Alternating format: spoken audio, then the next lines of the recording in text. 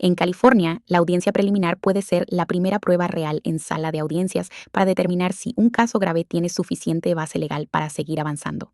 No es un juicio con jurado, no es la decisión final sobre culpabilidad, pero sí es uno de los primeros momentos en los que la Fiscalía debe presentar suficiente evidencia en el expediente para justificar que el caso continúe dentro del sistema penal. Un caso débil puede quedar expuesto en esta etapa. Un caso con cargos excesivos puede reducirse aquí, y aun cuando el caso continúa, la audiencia preliminar puede influir en las negociaciones, la estrategia de defensa y la preparación para juicio de ahí en adelante. Hoy vamos a explicar qué es realmente una audiencia preliminar, qué decide el juez, qué hacen los abogados y por qué esta etapa es tan importante en los casos penales graves en California.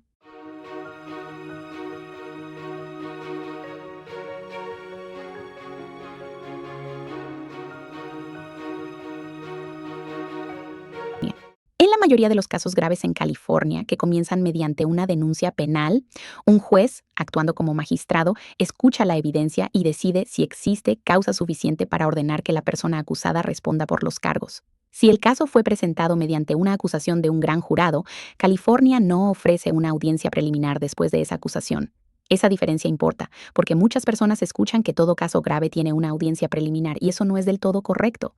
Cuando se aplica una audiencia preliminar no hay un jurado presente y la fiscalía no tiene que probar la culpabilidad más allá de una duda razonable. Lo que el magistrado decide es si aparentemente se cometió un delito y si hay suficiente causa para creer que la persona acusada fue quien lo cometió. Es un estándar de causa probable, es una función de control judicial. Es la forma en que la ley dice, antes de que un caso grave avance hacia un juicio, debe haber una revisión judicial inicial. El estándar en esta etapa es mucho más bajo que en un juicio. La Corte Suprema de California ha explicado que la causa suficiente bajo la sección 872 del Código Penal es, en esencia, lo mismo que causa razonable o causa probable. Eso significa que deben existir hechos que llevarían a una persona de prudencia ordinaria a tener una sospecha fuerte de culpabilidad. Eso está muy por debajo de la prueba, más allá de una duda razonable. Así que no, la Fiscalía no tiene que ganar todo el caso en la audiencia preliminar. La Fiscalía solo tiene que presentar lo suficiente para mantener vivo el caso. Por eso muchos casos son enviados a juicio, aun cuando la defensa ve problemas serios. Pero ese estándar más bajo no significa que la audiencia no tenga importancia.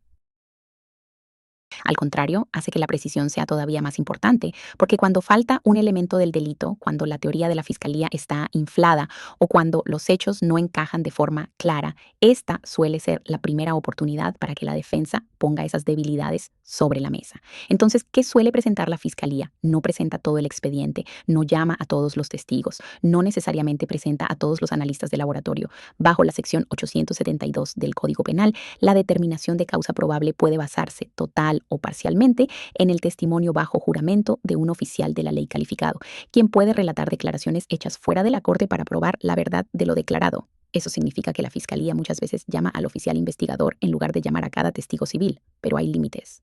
El oficial que usa ese procedimiento de testimonio indirecto debe cumplir con los requisitos legales de calificación. Eso incluye suficiente experiencia en el cumplimiento de la ley o la capacitación certificada requerida. Por eso la audiencia preliminar puede ser más ágil, pero no es una etapa sin reglas. La fiscalía todavía tiene que presentar evidencia relacionada con los elementos del delito y la defensa todavía tiene derecho a cuestionar si esa presentación es legalmente suficiente. Aquí es donde la defensa empieza a tener un papel muy importante. La sección 865 del Código Penal establece que los testigos de la fiscalía son examinados en presencia de la persona acusada y pueden ser contrainterrogados por la defensa. Eso importa, el contrainterrogatorio en una audiencia preliminar no es teatro. Es la forma en que la defensa pone a prueba la identificación, expone problemas en la línea de tiempo, cuestiona suposiciones débiles y presiona sobre elementos que pueden faltar en el caso. La defensa también puede llamar testigos bajo la sección 866 del Código Penal, pero no puede hacerlo como una búsqueda general de información. El magistrado puede exigir una oferta de prueba y el testimonio debe tener una probabilidad razonable de establecer una defensa afirmativa, negar un elemento del delito o impugnar el caso de la fiscalía. Por ley, la audiencia preliminar no está diseñada para ser usada como una herramienta de descubrimiento de pruebas, pero en la práctica el testimonio bajo juramento sigue siendo muy importante. Si un testigo cambia su versión más adelante, la transcripción de la audiencia puede convertirse en material para impugnar su credibilidad. Y si un testigo deja de estar disponible, las reglas sobre testimonio previo pueden volverse relevantes. La audiencia preliminar también puede convertirse en una etapa temprana para discutir asuntos de registro, detención y decomiso.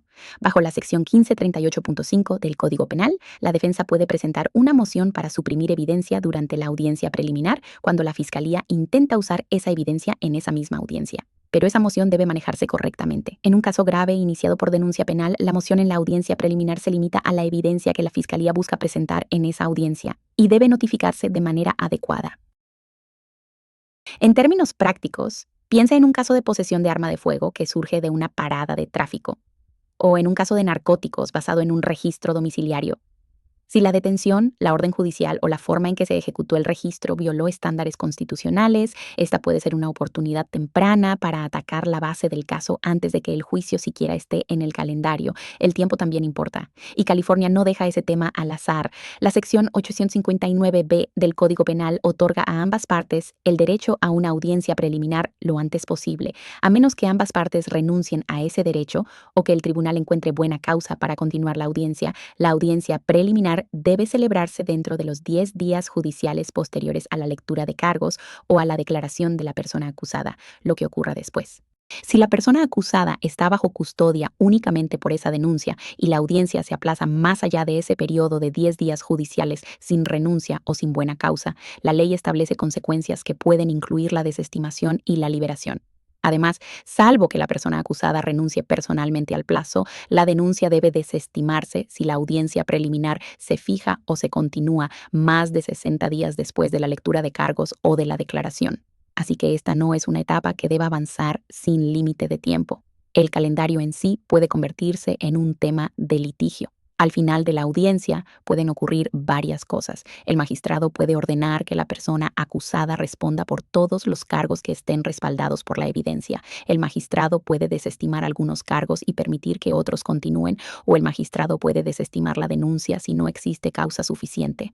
En ciertos casos conocidos como wobblers, es decir, delitos que pueden tratarse como delito grave o como delito menor, la ley de California también permite que el tribunal determine antes del juicio que el caso debe proceder como delito menor bajo la sección 17b5 del Código Penal. Si la persona acusada es ordenada a responder por los cargos, la Fiscalía debe presentar una acusación formal conocida como information en la Corte Superior dentro de 15 días. Esa acusación formal puede incluir el delito señalado en la orden de remisión o delitos que hayan sido demostrados por la evidencia presentada ante el magistrado. Por eso, la audiencia preliminar no solo trata de qué cargos sobreviven, también puede definir cómo se verá el siguiente documento de acusación.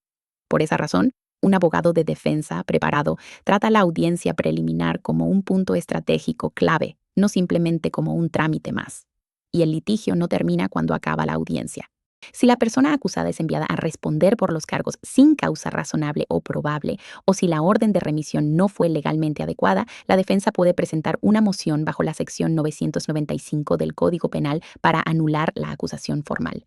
Si esa moción es negada, la sección 999A del Código Penal ofrece una vía para solicitar revisión antes del juicio mediante un recurso extraordinario.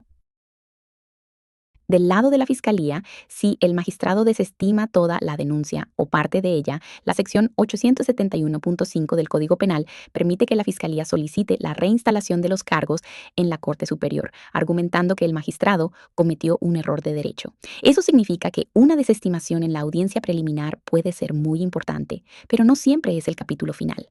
Los buenos abogados saben que deben construir el expediente pensando desde el principio en el siguiente paso. Porque la audiencia preliminar y el proceso bajo la sección 995 trabajan juntos como un control judicial frente a cargos graves, débiles o excesivos, antes de que el caso llegue a un jurado. En resumen, una audiencia preliminar no es una formalidad. Es la primera prueba seria en sala de audiencias para determinar si la Fiscalía tiene suficiente evidencia legal para justificar que un caso grave siga adelante. Es el momento en que se pueden cuestionar cargos excesivos. Pueden salir a la luz problemas de credibilidad. Se pueden exponer fallas relacionadas con registros o detenciones, y el equilibrio de negociación puede cambiar. A veces el caso continúa, a veces partes del caso no continúan, pero en cualquier escenario, lo que ocurre en esta etapa puede influir en todo lo que viene después. Para más explicaciones sobre defensa penal en California basadas en la ley y en la práctica real, suscríbase a nuestro canal. Y para orientación sobre un caso específico, consulte lo antes posible con un abogado calificado de defensa penal en California, porque la preparación, los tiempos y el expediente importan. No olvide darle me gusta, compartir este video y suscribirse a nuestro canal para más análisis legales. No olvides darle like y compartir este video. Y para más contenido legal, sigue viendo y suscríbete a nuestro canal.